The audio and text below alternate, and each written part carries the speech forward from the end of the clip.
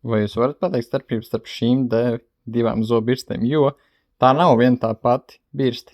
Jā, viņai ir, var pamanīt, ka dažādā krāsā galvings, bet tās var uzlikt jebkurai birstē, jebkurā krāsā. Te ir vairāk runa par pašu birsti. Un lieta tāda, ka šī te ir X Pro, X Ultra 20S, šī ir X Ultra S. Šī ir uzlabotā versija šai birstei, bet viņas ir, principā identisks. Viss, kas mainās, ir sākuma ekrāns, ka viņi tikko paņem rokās.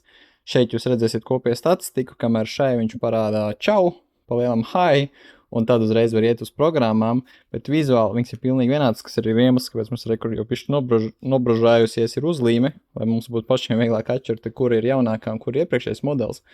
Bet tā galvenā starpība viņam ir tāda, ka šī izseko līdzi 8 zonām, kur zobi ir iztīrīti, kur nav iztīrīti, kamēr šī te to jau dara līdz 12 zonām, kas vienkārši nozīmē, ka viņa ir precīzāka, un šai te ir 3. sērijas magla motors soniskais, kamēr šai ir 4. sērijas. Ko viņš nozīmē? Viņš vienkārši ir vēl efektīvāks un mazāk vibrē rokturī, tā vibrācija aiziet tur, kur vajag uz pašu kātiņu, un pateicoties arī tam jaunajam soniskajam motoram, šie sariņi, amplitūda, kādā viņi kustās no viena sāna uz otru sānu, ir lielāka nekā šim te modelim.